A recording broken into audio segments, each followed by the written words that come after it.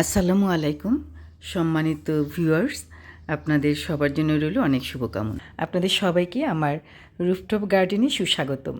বন্ধুরা, দেখতে পাচ্ছেন আমার ছাদ বাগানে আমি কত রকমের ফল ফসল ফলাই। সবসময় আপনাদের সাথে আছি।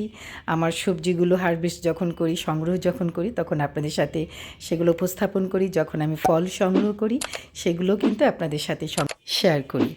বন্ধুরা, একটি ছাদ বাগান হয়ে উঠতে পারে একটি গ্রামের সুন্দর নির্মল পরিবেশে যে আঙিনা বাগান, সেটা কিন্তু হতে পারে।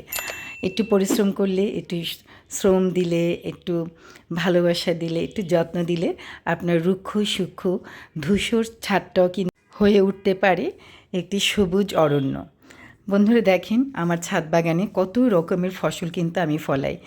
ভাবতেই অবাক লাগে যে শহরের ছাদে একদম গ্রামীণ পরিবেশ পাওয়া যায়। সেটা কিন্তু আপনারা যখন করবেন, নিজে বাগান করবেন, তখন কিন্তু নিজে সেটা উপলব্ধি করতে পারবেন। আর সাথে কিন্তু পাখির আনাগোনা একদম অসাধারণ করে তোলে ভোরবেলাটা। বন্ধুরা দেখেন কত কিউট, কত সুন্দর এই টমাটোগুলো। এগুলো হচ্ছে আমাদের দেশি বাড়ি 11 জাতের টমাটোর চারা। এগুলো আমি হর্টিকালচার থেকে 2 টাকা পিস চারাগুলো নিয়ে এসেছিলাম, বেশ কয়েকটা, এবং এখন পর্যন্ত তারা কিন্তু ফল দিয়ে গেছে। আর চেরি টমেটো কিন্তু প্রচুর পেয়েছি, দেখেছেন, সেগুলো কিন্তু এখন শেষ হয়ে গেছে। সব গাছ তুলে ফেলেছে, শুধু 1-2টা গাছ এখনও আছে, সেগুলোতে এখনও ফল আছে, তাই ফেলতে পারছি না। আর দেখেন বানানা ম্যাঙ্গো, এই আমটা কত সুন্দর। ছোট্ট একটা ক্যারেটে, ফলের যে ক্যারেট আছে সেই ক্যারেটে কিন্তু 3টা আম গাছ লাগানো আছে। আমার বেশিরভাগ বড় বড় ড্রামে আম গাছ লাগানো আছে, কারণ বড় গাছগুলো আমি বড় হাফ ড্রামে দিয়ে থাকি। কিন্তু এই চারাগুলো আমি এখন বড় হাফ ড্রামে দিতে পারিনি, ভাবছিলাম দেব করি, কিন্তু ওরা ছোট্ট ক্যারেটের মধ্যেই ফল দিয়ে দিয়েছে। আলহামদুলিল্লাহ, মাশাল্লাহ। আসুন দেখি কত কত টমেটো। এই বছর কিন্তু প্রচুর টমেটো তুলেছি আমি।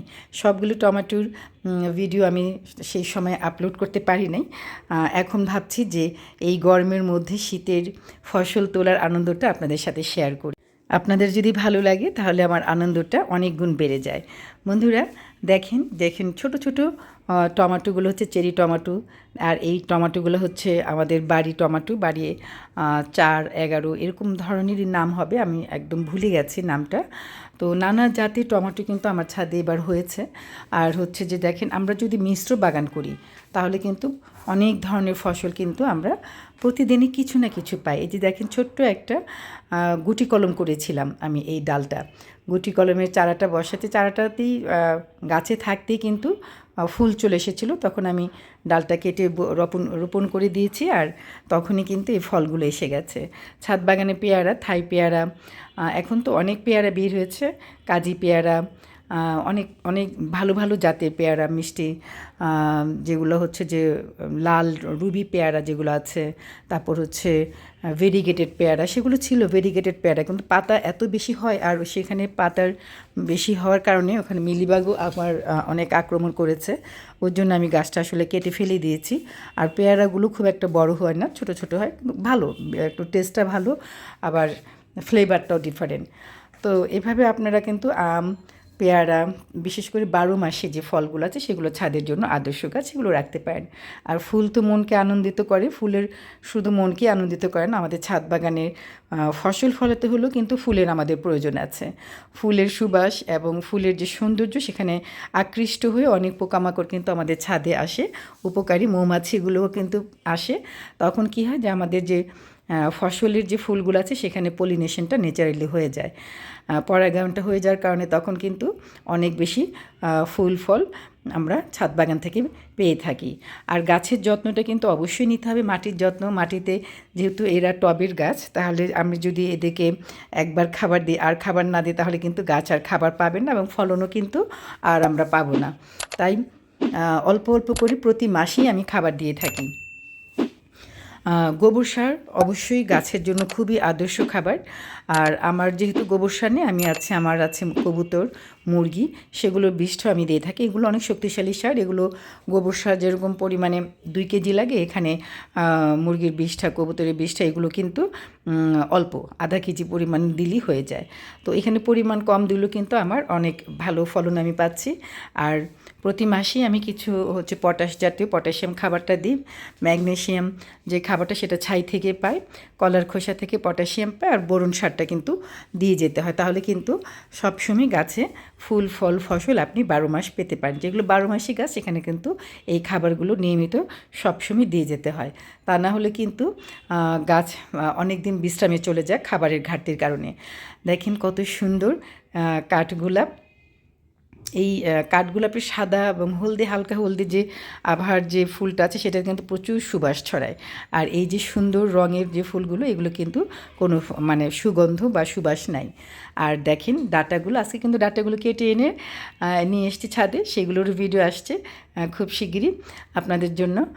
এই যে ডাঁটাগুলো দেখেন কত সুন্দর, কত বড় হয়েছে। সেদিন ঝড়ে ভেঙে গিয়েছিল, সেগুলো তুলে নিয়ে এসেছিলাম।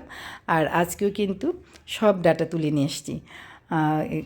বীজগুলো দেখলাম যে ঝরে ঝরে পড়ে যাচ্ছে, তাই আর রাখিনি। এগুলো তো অল্প কিছু মাটিতেই আমি ডাঁটাগুলো করেছি, নেটিং দিয়ে দিয়েছিলাম, তা না হলে পাখি খেয়ে ফেলতো, ডাঁটা তোলা যেত না।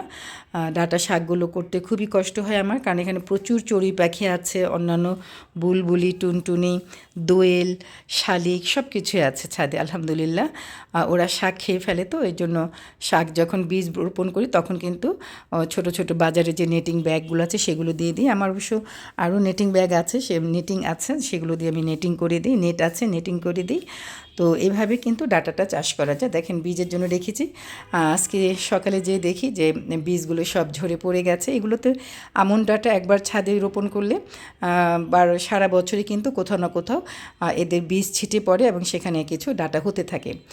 ছাদ বাগানে একবার রোপণ করলে এটা ঘুরে ঘুরে আর রোপণ করতে হয় না, এদের বীজ ছিটে পড়েই কিন্তু আবারও চারা হয়ে যায়। আর এই যে দেখেন কলমি শাকগুলো লতানো হয়ে গেছে, এগুলো লতানো করা ঠিক না, এগুলো আমার আসলে খেয়াল করা হয়নি বলে একটু লতানো হয়ে গেছে। এগুলোকে 1 হাত লম্বা লম্বা হলেই কেটে দিতে হয়, তাহলে কিন্তু এদের শাখাও অনেক বাড়ে এবং এগুলো খুব সুন্দরভাবে আপনার কয়েকদিন পরপরই আপনাকে এই কলমি শাক তুলে আনা যায়। তো এইভাবেই আসলে আমি আমার ছাদ বাগানটা মিশ্র বাগান করেছি, কারণ মিশ্র বাগানটাই হচ্ছে আমার কাছে আদর্শ বাগান মনে হয়। কারণ কিছু না কিছু খালি হাতে ফিরতে হয় না, কিছু না কিছু কিন্তু ছাদ বাগান থেকে প্রতিদিনই আমরা পেয়ে থাকি। একদমই যদি কিছু না থাকে তাহলে কিন্তু কিছু থানকুনি পাতা, কিছু পুদিনা পাতা, কিছু তুলসী পাতা এগুলো কিন্তু অবশ্যই আমরা নিয়ে আসি এবং সেগুলো চা করি আমরা, বা পুদিনা দিয়ে চাটনি করি, অনেক কিছু কিন্তু আমরা করতে পারি। তো ছাদ বাগানে আমরা পরিশ্রম শুধুই করি না, ছাদ বাগান কিন্তু আমাদের মনের খোরাকও যোগায়, আমাদের মনের আনন্দেরও জায়গা আছে। আর দেখেন এই যে আগাছা যখন বেশি হয়ে যায়, আর এই যে টমেটো গাছগুলো যেগুলো নষ্ট হয়ে গেছে সেগুলো কিন্তু আমি তুলে ফেলে দিচ্ছি, কারণ এগুলো এখন তুলে না দিলে মাটিতে যে খাবারটা আমি দেবো সেটা আমি ঠিকভাবে দিতে পারবো না।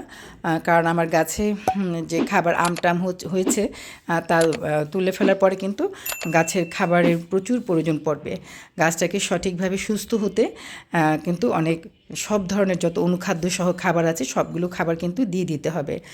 আর এই জন্যই আগাছা যা আছে, পুরনো গাছ যেগুলো আছে সেগুলো তুলে ফেলে দিতে হবে, গাছের মাটিটাকে ঠিকঠাক করে নিয়ে খাবার দিয়ে আবার কিন্তু গরমের যে সবজি সেগুলো কিন্তু চাষ করা যাবে।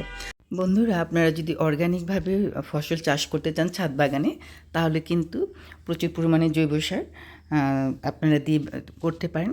ছাদে কিন্তু প্রচুর পাতা আমার পড়ে, সেগুলো দিয়ে আমি জৈব সার বানাই, পাতা পচা সার বানাই। তাছাড়া হচ্ছে কবুতরের বিষটা, মুরগির বিষটা সেগুলো সাথে অ্যাড করে দিই, এতেই কিন্তু মাটিটা ভীষণ উর্বর থাকে। সাথে ছাই ব্যবহার করি, ছাইতে ম্যাগনেসিয়াম পটাশিয়াম দুটোই আছে, কলার খোসা দিই প্রচুর পরিমাণে, সেখানে পটাশিয়াম আছে। তো এভাবেই কিন্তু আমরা তারপর বাড়ির যে ঘরের যে কুটা বাচ্চাগুলো আছে সেগুলো কিন্তু ছাদে দিয়ে দিই। তো ওইভাবেই আমরা ঘরই তৈরি করতে পারি খুব ভালো শক্তিশালী আদর্শ জৈব সার। জৈব সার তৈরি নানাভাবেই করে থাকি। তো কখনো পলিথিনের ভিতরে সব সবজি কোটা বেঁধে দিয়ে তারপর সেই গিটওয়ালা মুখটা মাটির মধ্যে রেখে দিই, গাছের শিকড় থেকে বেশ খানিকটা দূরে। তো পলিথিনের ভিতরেই কিন্তু সবজি পচাগুলো পচে ডিকম্পোস্ট হয়ে যায় এবং তার যে লিকুইডটা সেটা কিন্তু ওই যে গিট দেওয়া থাকে যে যে অংশে সেই দিক দিয়ে কিন্তু বের হয়ে মাটির ভিতর ঢুকে যায়। গাছ কিন্তু সেখান থেকেও সেটা আস্তে আস্তে ধীরে ধীরে খেয়ে নেয় এবং ধীরে ধীরে কিন্তু সবজিগুলো কালো হয়ে যায় এবং সেই তখন যখন ডিকম্পোস্ট হয়েছে তখন কিন্তু পলিথিনটা থেকে সবগুলো ইগুলো সারগুলো আমি আবার মাটির সাথে মিশিয়ে দিই। এভাবেই আর এছাড়া আরও অনেক পদ্ধতিতে যখন যেটা আমার জন্য সুবিধা হয় সেভাবে কিন্তু আমি আমার ছাদের জৈব সার তৈরি করে নিই। আর দেখেন এই যে কত সুন্দর এই গোল বেগুনগুলো, এগুলো ভাজা খেতে আমার ভীষণ ভালো লাগে, খুব ক্রিমি এই বেগুনগুলো। আমার কাছে অনেক কয়েকটি বেগুন হয়, যেমন লাল মানে বেগুনি কালারের বেগুন আছে এরকম গোল, আর সবুজ গোলটা আছে, তারপর হচ্ছে লম্বা বেগুন আছে, সেটা আমার এখন এবার দেখতে পাচ্ছি না ওই চারাটা কোথায় আছে। তো এই যে আরেকটা সবুজ বেগুন আছে। তো এই বেগুনগুলো আমি ছাদে রোপণ করি। বেগুন গাছে কিন্তু প্রচুর খাবারের প্রয়োজন পড়ে, প্রচুর খাবার। তো খাদক গাছের মধ্যে বেগুন গাছও কিন্তু একটা গাছ যে গাছে প্রচুর খাবার দিতে হয়। তো এই খাবারগুলো জৈব সার দিয়ে যদি আমরা করি তাহলে স্বাদ কিন্তু মানে অসাধারণ হয় বাজারের তুলনায়। কিন্তু ঘরের জৈব সার দিয়ে ছাদের যে সবজিগুলো আমরা ফলাই সেগুলো কিন্তু অনেক বেশি স্বাদের হয়। তো বন্ধুরা, আপনিও কিন্তু চেষ্টা করলেই পারবেন, শুধু একটু পরিশ্রম করতে হবে। বিনা খরচায় কিন্তু অমূল্য স্বাদের সবজি আমরা আমাদের ছাদ বাগান থেকে পেয়ে যেতে পারি। সম্মানিত দর্শক, আমার ভিডিওগুলো যদি আপনাদের ভালো লেগে থাকে তাহলে প্লিজ লাইক, কমেন্ট এবং সাবস্ক্রাইব করে দিবেন। সাবস্ক্রাইব করে বেল আইকনটি টিপে দিবেন যেন নতুন ভিডিও আসার সাথে সাথে তার নোটিফিকেশন আপনাদের কাছে পৌঁছে যায়। বন্ধুরা, আর যদি বেশি ভালো লাগে তাহলে শেয়ার করে দিবেন আপনার বন্ধুদের মাঝে, যেন যারা নতুন বাগানি হতে চাচ্ছেন, কিছু ইনফরমেশন পেতে চাচ্ছেন, তারা কিন্তু এই আমার ভিডিওগুলো দেখে অনেকটা অনুপ্রাণিত হবে বাগানে কাজ করার জন্য। এবং সঠিক পদ্ধতি যদি জানে যে কিভাবে গাছ রোপণ করলে গাছ মরবে না, তাহলে কিন্তু তাদেরও মন ভালো থাকবে, কাজ করার উৎসাহ পাবে। তো বন্ধুরা, ভালো থাকবেন, সুস্থ থাকবেন, আমার জন্য দোয়া করবেন। আল্লাহ যেন আপনাদেরকেও ভালো রাখে এবং আমাকেও ভালো রাখে। এই ছিল আমার আজকের ভিডিও। আশা করি আমার ভিডিওটা আপনাদের ভালো লাগলো। আল্লাহ হাফিজ।